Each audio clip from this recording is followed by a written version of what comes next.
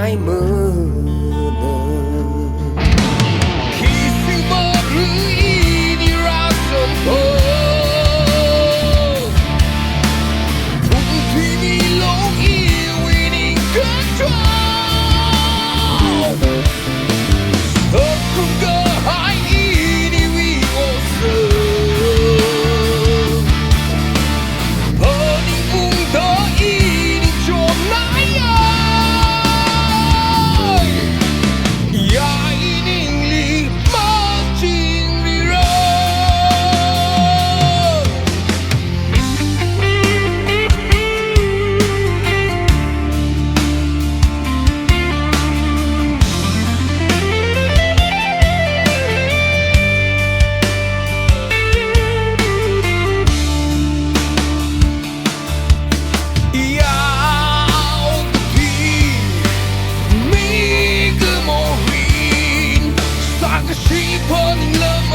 mơ thủy cơ hai ý sông ra xa cái gì phơ tình lơ mơ khi mơ ý vì ri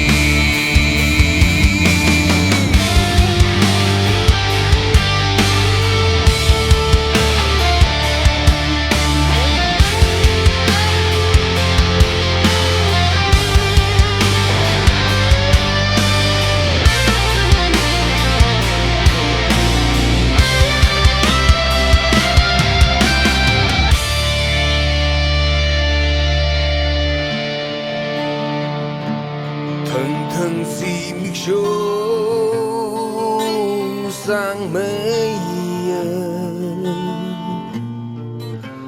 người ya chút mơ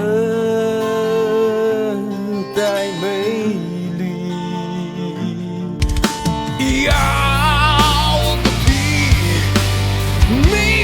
cứ mồ rin sang cái gì phơi lơ mơ thì mơ thì cứ hai